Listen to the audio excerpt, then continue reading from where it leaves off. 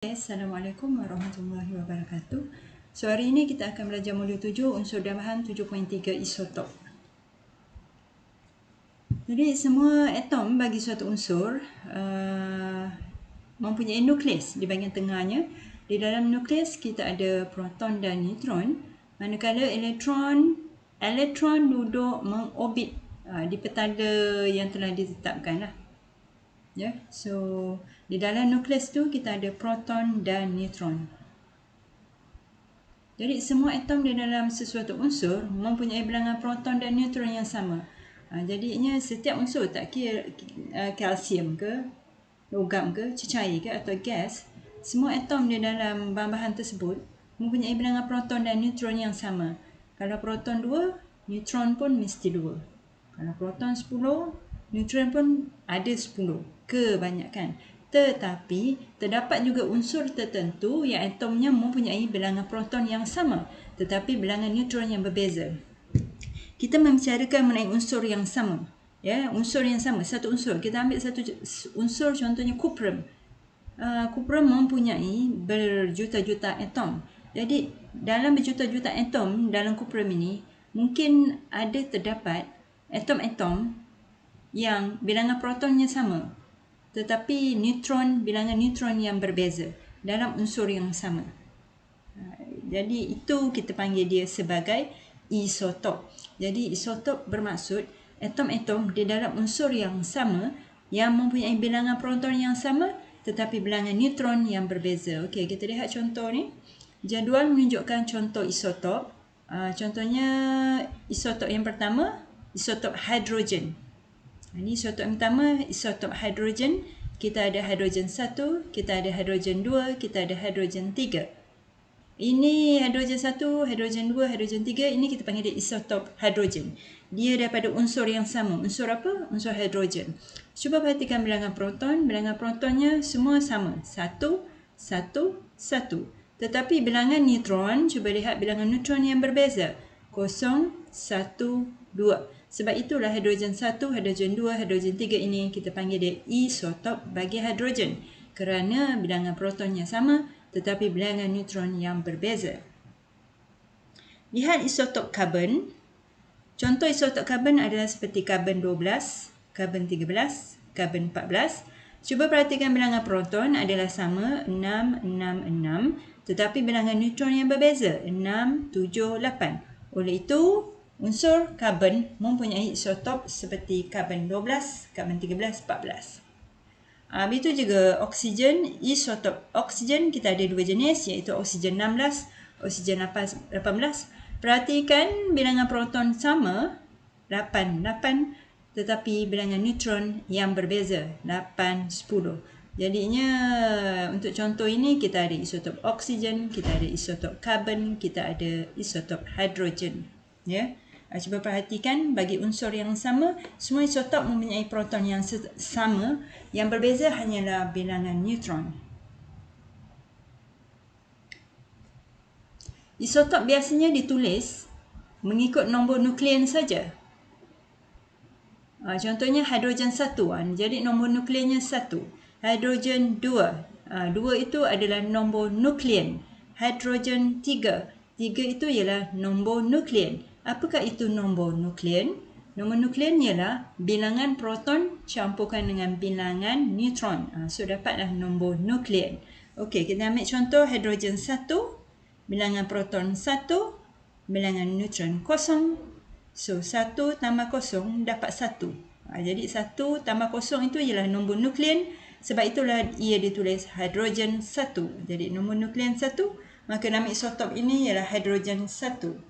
Contoh lain, nombor proton 1, nombor neutron 2. Jadi berdasarkan rumus nombor nukleon, 1 tambah 2, nombor nukleon jadi 3.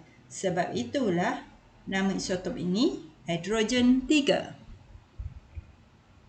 Contoh lain, oksigen 18. Kita ada bilangan proton 8, kita ada bilangan neutron 10. 10 tambah 8 dapat 18.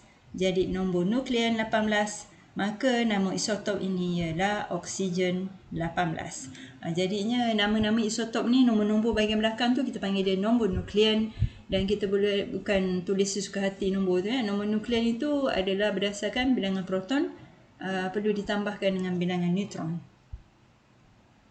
Okey, jom beraktiviti. Tujuan menentukan bilangan proton, neutron dan nombor nuklean dalam isotop. Ini disebabkan rakaman video, tak bolehlah cikgu nak tanya pelajar. Jadi cikgu tanya, cikgu jawab. Okey, so isotop klorin 35 diberi bilangan neutron 18. Kita kena dapatkan nombor nuklean dan bilangan proton. So klorin 35, kita mesti tahu nombor nuklean dia mestilah 35. Tengok bahagian belakang dia tu. Jadi nombor nuklean mesti 35. Bilangan proton macam mana kita nak tentukan? Kita kenalah tolakkan 35 tolak 18. Sebab nombor nuklean itu bermaksud proton campur neutron akan dapat nombor nuklean. Jadi 35 tolak 18 akan dapat 17.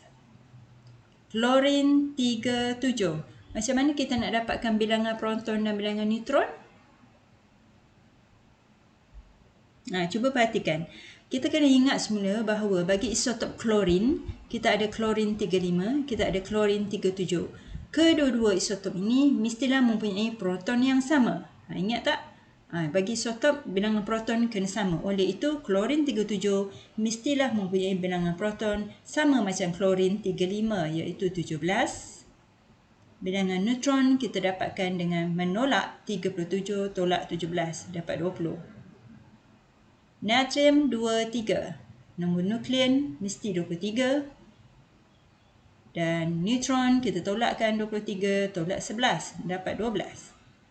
Natrium 24. So nombor nuklean 24. Nombor proton tolakkan dapat 11. Bromin 79, nombor nuklean 79. Jadinya bagi bromin 79, bilangan proton mesti sama dengan bromin 81. So proton 35. Jadinya 79 tolak 35 dapat 44. Dan bromin 81, nombor nuklean 81. Bila ditolakkan 81 tolak 35 akan dapat 46 bilangan neutron. Okey, jadi isotop ni digunakan dalam pelbagai bidang, ya. Terutamanya dalam bidang perubatan kita gunakan natrium 24 untuk elektrolit yang kawal jumlah air dalam badan. Ialah kadang-kadang orang yang ada masalah buah pinggang, biasanya dia kena masukkan air dalam badan dia. Biasanya air ni mengandungi natrium 24. Kobat 60 digunakan untuk bunuh sel kanser. Jadi kalau orang buat kemoterapi, cecair dalam tu akan dimasukkan sedikit kobat 60. Iodine 131 mengubati kanser tiroid. Dalam pertanian, isotop digunakan dalam bidang untuk mengkaji kadar penyerapan baja. Jadi baja-baja kita banyak baja sintetik. Kita nak tahu sama ada dia cepat atau lambat diserap oleh pokok. Jadi baja yang bagus ialah baja yang cepat diserap oleh pokok. Jadinya kita ada isotop fosforus 32. Dia akan diletak di dalam tanah, kemudian biar 2-3 hari. Kemudian kita ada detektor, pengesan di pucuk pokok. Ya. Kesan di pucuk pokok, berapa hari dia ambil untuk baja tersebut sampai ke pucuk pokok. Karbon 14 digunakan untuk mengkaji lintasan karbon dalam fotosintesis tumbuhan. Dan karbon 14 juga boleh digunakan untuk mengkaji usia artefak purba. Jadi jumpa tulang kat mana-mana, tak tahu berapa usia tulang tersebut, ya, berapa ribu tahun. Jadinya ahli arkeologis akan mengambil sampel tulang tersebut dan akan diuji dengan karbon 14 untuk melihat berapa separuh hayat, tempoh masa tulang tersebut hidup lah. Dalam makanan kita ada kobat 60. Dia boleh membunuh mikrob pada buah dan sayur tanpa ubah kualiti. Contohnya orang nak makan buah kiwi. Di Malaysia kita tak ada buah kiwi. Kiwi kena import dari New Zealand dan diangkut melalui kapal. Jadi dia ambil masa mahu seminggu daripada New Zealand ke Malaysia untuk sampai buah kiwi. Kalau tak diletak kobat 60 pada buah dan sayur, maka buah dan sayur buah kiwi tadi akan rosak bila sampai di Malaysia. Jadi dia akan sembuh dengan kobat 60, bagi buah tu tahan seminggu lah. Bila sampai di sini, kesan kobat 60 tu habislah, dia punya hayat dia habis. Jadi buah masih berada dalam keadaan yang segar. Dalam industri kertas atau cat, kita gunakan americium 241. Ya, kertas yang awak guna tu nampak sama saja. Dia punya berat dia untuk setiap helai, tebal dia. Kerana ia dikontrol oleh americium isotop 241. Jadi kita ada kertas ataupun cat, tin cat, macam mana dia boleh masuk sama banyak. Dia akan semburkan americium 241 di bahagian atas. Kemudian ada pengesan duduk bahagian bawah. Kalau bacaan yang keluar americium tu dalam julat yang dihendaki, maksudnya kuantiti atau ketebalan kertas boleh diterima. Kalau bacaan kurang sangat, rendah sangat americium bacaan yang kurang, bermaksud kertas tu terlalu tebal atau cat itu terlalu penuh. Kalau bacaan terlalu tinggi, bacaan americium yang dikesan itu terlalu tinggi, bermaksud kertas itu terlalu nipis atau cat tak cukup banyak dalam tin. Itu cara dikontrol ketebalan kertas ataupun cecair dalam tin. Uranium 235 digunakan dalam reaktor nuklear untuk menghasilkan tenaga elektrik. Ya, ini sebagai bahan asas dalam pembakaran untuk menghasilkan tenaga nuklear. Okey, itu sajalah.